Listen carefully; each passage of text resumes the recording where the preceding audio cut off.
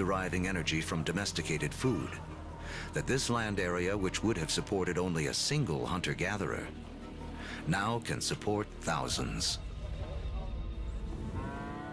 But a change in diet also triggers a new dependence. Once you move to agriculture, you are depending for 80–90% of your calories on perhaps one or two species. In the case of the Middle East, wheat and barley. In the case of wheat and barley, they both ripen at about the same time. Humans have to gather the seeds at the same time. So now we have our food for the year that has arrived in one hit. It's like getting your salary paid once a year. You need to record it, you need to plan, because if inevitably your crop fails, you have famine, and you're not going to have another go for another 12 months.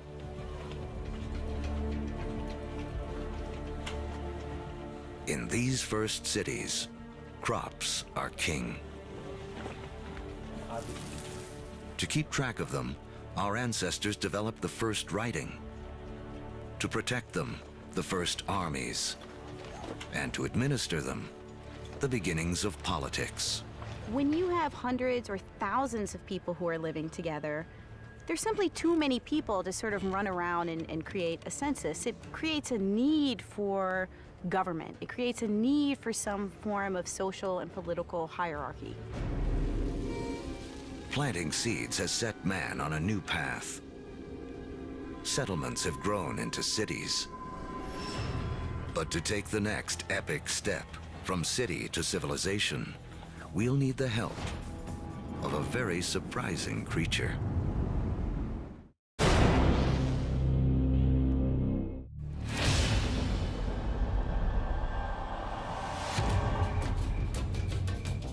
"5,000 years ago, after wandering the Earth for more than 100,000 years, mankind has begun to settle down.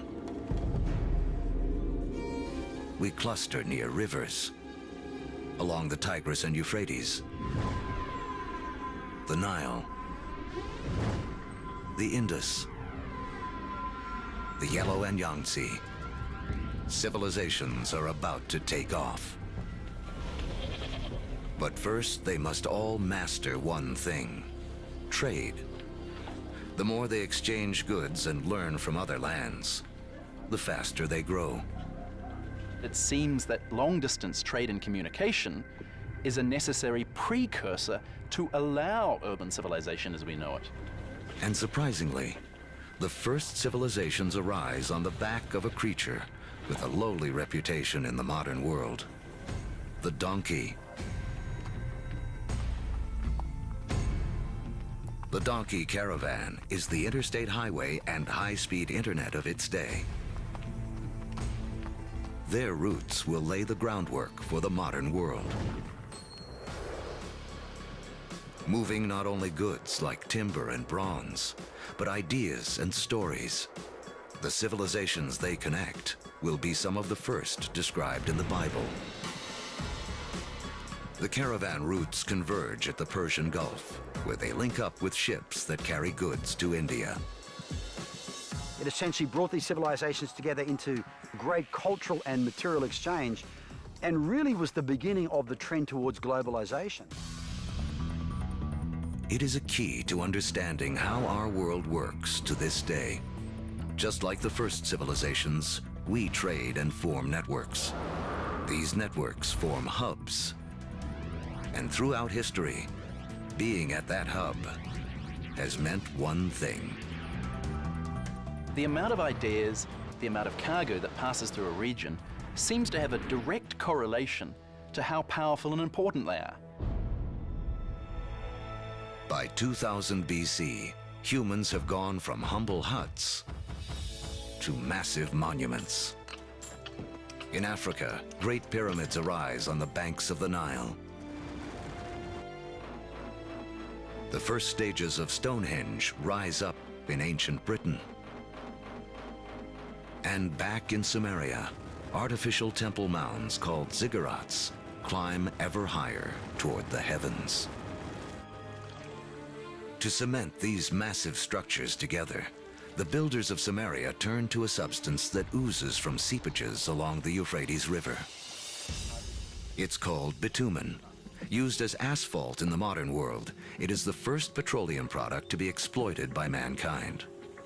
While bitumen is highly prized, the lighter, thinner substance oozing from the ground along with it is considered a nuisance by the ancients because it catches fire so easily. The ancients call it naphtha. We call it gasoline. And it's one of the first indications of the vast oil fields that will one day turn the cradle of civilization into a center of wealth and warfare. The legacy of these first civilizations can be seen in surprising ways.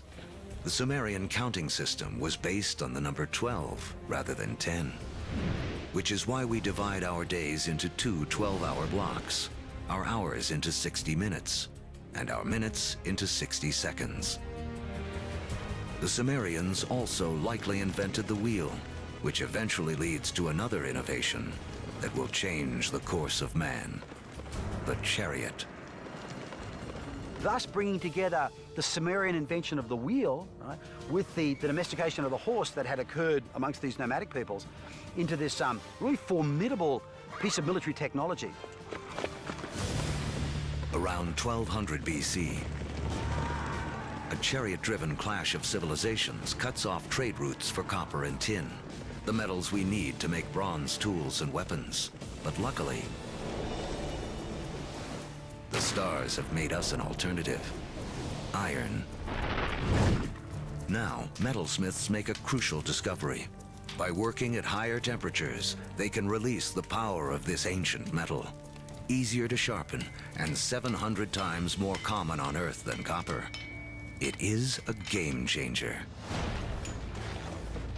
Humanity enters the Iron Age.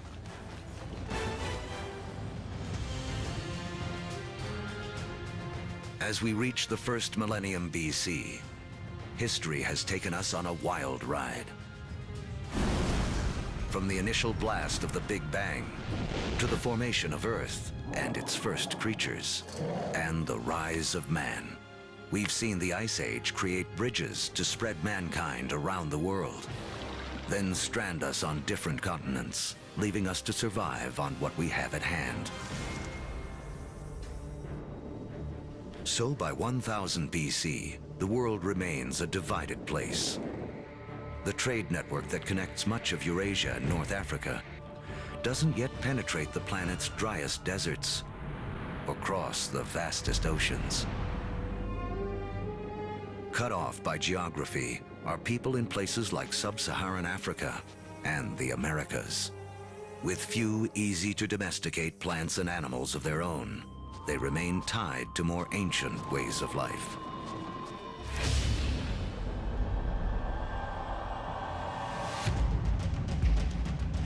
-- 600 BC. The cavalry have arrived. Humans ride into battle on horseback for the first time. We've seen that just taming a horse gives man a massive advantage. Now, pairing him with iron weapons makes him nearly unstoppable. These advances in technology, they don't just make a fighting ability possible. They make empires possible. And that is the story of the next several millennia.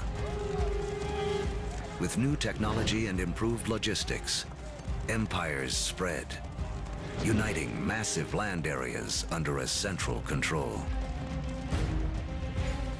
As empires grow, so do new beliefs. One interesting phenomenon we see with the rise of these empires is this idea of monotheism, this idea of a universal God that develops over time, and it's just a phenomenon. Judaism emerges, from which we eventually get Christianity and Islam. Buddhism and Hinduism also arise. The 5 major religions today are all rooted in this remarkable era. Although empires spread, some great powers remain isolated. The rise of the Himalayas 50 million years earlier has left China cut off from trading with the rest of the world. But that is about to change. Around 100 BC, a Chinese emperor sends an envoy to the west in search of alliances. The routes he travels will become the Silk Roads, a massive trade network that connects China across Central Asia to the Roman Empire. China has joined the world. As far as we know, no Chinese trader ever met a Roman, no Roman ever met a Chinese trader, at least during this first period of the Silk Roads. But this vast trade then began to explode. Between about 100 BC and about 200 AD, we have 3 centuries of trade and cultural exchange on a level that has not been seen before in human history. But this new human network also unleashes hidden dangers.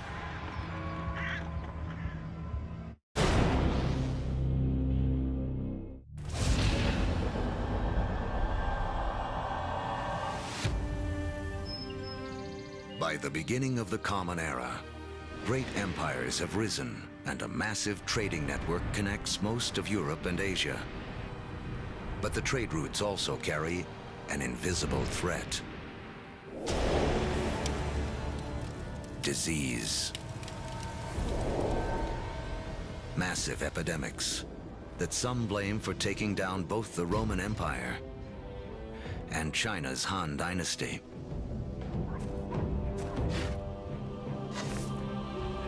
But these networks also lead to the spread of religion. In 312 AD, the Roman Emperor Constantine converts to Christianity, paving the way for it to become the dominant religion of Europe and the West.